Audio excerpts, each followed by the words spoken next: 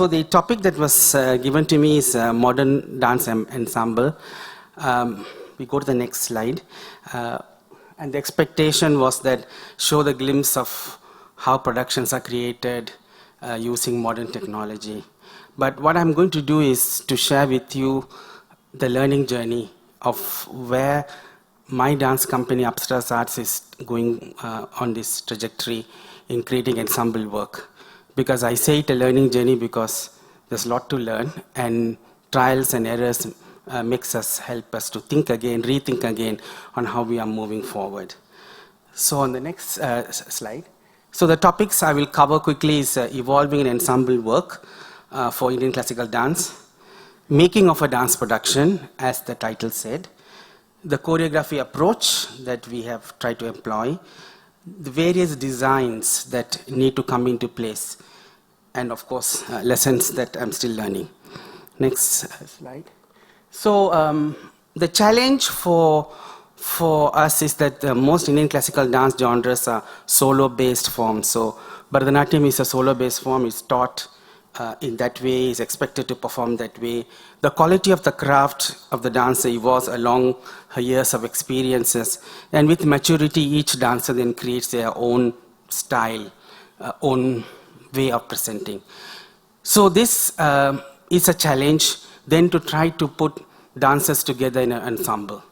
Unlike the Western ballet, where they're all trained to be ensemble dancers, and maybe one or two given the opportunity to do the ballerina role, and that's only a 2-minute solo in a 3-hour production, we here train to do a 3-hour solo and probably 0 minute of ensemble. So it is the challenge that we face. And also the aspirations of the dancers. Every dancer wants to become either a famous diva, a solo diva, or wants to become a Natyacharya. So the trajectory of thinking is different. And when you try to put them onto an ensemble work, it gives a lot of challenge. So this is the challenge part. So the group form in Bharatanatyam, we all know, is the dance drama based on epic, and I think we are all thankful to Rukmini Devi for creating a large corpus of work that are still relished and enjoyed even after many decades. And then the other form is to dance in uniformity, where you take the repertoire numbers, be it a Tillana, be it a Jatiswaram, and the famous V-shape, and then you perform.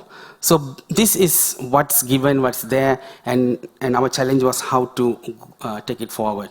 So what's the opportunity? So we looked at what's the opportunity for a dance ensemble.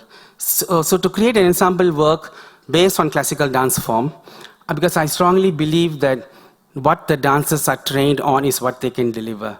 So if they're trained in Bharatanatyam, that's what they can deliver. And if you try to choreograph something they're not trained on, it's not going to work. So we have to stick to the roots in that way. And also, how can we use multiple bodies to communicate? And I think I'm actually following a very tough act after seeing what Mrinalini has created and Srinidhi has shared. But then this is our journey as well. And of course, the legends are there to share with us. And back to the earlier slide. So and also to create a multi-sensory experience. So when you have a solo dancer, it's one experience, but when you have multiple bodies, it's another experience. And then what can you add into that experience? Being it music, being it visual design, being it set design, costume design, everything gives a lot of scope and opportunities there to create that. And then to explore new narratives. So you can actually move out of the repertoire. You don't have to do javalis in an ensemble way and kill the soul of that dance, but you can look at different narratives and endless possibilities for collaborations. So here it gives you opportunity to bring in different type of collaboration, not just dance collaboration alone, collaboration with animation projection technicians, collaboration with light designers, collaboration with wonderful people who work with sound. So it gives you scope to do that. So that is the opportunity that we are trying to ride on. And also it becomes a necessity for us, at least outside of India, because in Singapore, where I come from, we have no Sabhas, we have no Margali season, we have no Pongal season, we don't have HCL season, we have nothing. So where does the solo dancer look out for? So ensemble becomes a necessity. and necessity creates you to start thinking. So this is the journey that I'm sharing with you. Next slide. So the norm in Southeast Asia is a norm. Doing ensemble is nothing new for my cousins in Southeast Asia. They follow the Natya Shastra very, very strictly. It may sound very different in their own language, but they are following the code very, very closely. But they have mastered the art of using ensemble. So there are 3 pictures here. The first one, there is a Javanese dance.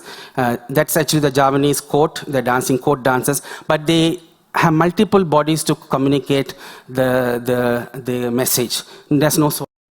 On this side, you see the Apsara dancers of Cambodia. Again, they have to do in an ensemble. And very interesting, you see the 7 girls there. You meet an Apsara dancer, professional Apsara dancer in Cambodia even today. You ask her, what do you do? She will say, I'm number 3 dancer. So she's the 3rd position. And her 3rd position means very important, because if she screws up, then the whole ensemble will collapse. So they are trained and used to perform that way.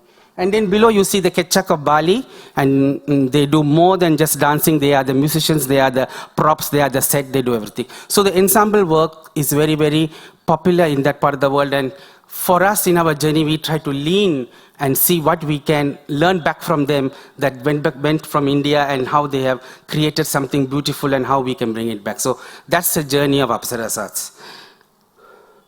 So next slide, yeah, next. So this is a quick life cycle of how we go about doing. So we conceptualize, try to visualize, because everything should be visualized from the perspective of what can be seen. And the question I keep always asking my dancers and myself, who are we performing it for? Are we performing it for our own? We are so happy we can do so many others. Or who are we performing it for? So that question keep being asked every time. So we visualize on what the audience is going to see. Experiment, pilot. So if it's a huge project, we just at least do one scene or one segment and see how it's working. Then go for a peer review. We invite peer dancers, peer choreographers to come and critique it and tell what they thought about it. And then we refine the work, present it, review it, go back to square one again and keep doing. So because it's never ending. So most of our repertoire work today, if the repertoire is 10 years old, is 10 years worth of evolution from the day it started. So it's not the same work that's frozen in time. So this is the life cycle that we go on. Next slide. So size matters. So we normally categorize into small size productions up to 6 dancers. A medium is 6 to 20, maybe 12 to 15 is a good number. A large one, you can go till about 30, 40 dancers. And I guess then you have the mega size productions, which will have about 50 dancers and more. So the complexity I'm just giving you by dancers, but this is not the only parameter that you define the size, also what you add on to it. And how much of music is there, how many musicians are involved. And one of the things that we try to do very, very religiously is to have live music for all our shows. So even if it's a mega production, there are 40 musicians performing together in a large show. So that, because that's the essence of Natya. I mean, you can't let the audience and the artist miss that opportunity. But of course, it comes with a huge, requirement behind. It's not easy to do, which makes us untravelable sometimes. So this is the parameter. So to go to the next slide. So these are the skill sets required in the creative work. So the artistic director, music composers, maybe one or more choreographers, a set designer, a light designer, a costume designer, a soundscape designer, a dramaturg, and a script writer. Now, these roles will be individually played by people for the mega production. If it's a large production, maybe you can collapse. If it's medium, you can further collapse. One person can play more than one role. If it's a small production, you don't have such luxury, so you will actually collapse it very closely. But when you talk about mega production, then these are very important because there are so many in-depth work that need to go into. I would like to just talk about the word dramaturg. I think is something new. It was new to me because only about 2 years ago I embraced this concept of dramaturg. And for me it was very curious And also it was a bit interesting because we have Natya Shastra, we have Natya Charyas, we have done everything. What is this dramata thing all about that's coming from the West? But I embraced it with all open-minded, and I realized that it actually served a purpose on the large-scale production. Dramata is somebody who is not there to give you directions. He's not somebody who's going to give you solutions. He's not somebody who's going to tell you, why don't you do the other way? No. He's there asking you questions every time, and he only talks to the artistic director. He doesn't talk to the composer, he doesn't talk to the choreographer. And the dramata that I worked with for Anjaneyam, he sat through 6 months of rehearsals. Every day the studio is there, but he only opened his mouth after the 3rd month, because he wanted to know what the work is all about. And then he starts to ask you questions that you go back and think. So he's somebody, he's not your friend who's going to tell you, oh, a wonderful sabash. He's not your jealousy person who's going to put you down. He's not your guru, because you don't question your guru. You just take instructions. And he's not your disciple, because you're not going to tell him what to do. So he's somebody there who's following you through. And it's a very invisible role. You cannot go to a dance production as an audience and say, wow, I can see the dramaturg's hand in this work. You will never know, because it happens all between the artistic director and him. So it was a great experience, and I recommend to the next generation people, if you ever do a large production, it's a role to think. And it can be played by anybody. A good choreographer also can be a dramaturg. You don't have to import somebody from somewhere. Yeah? So then next slide, in the production side, next slide please. Next slide. Rehearsal director, very important. The choreographer himself or herself watching the rehearsals, it's not sometimes doable, because sometimes they keep changing their mind as well. So when do you freeze the choreography?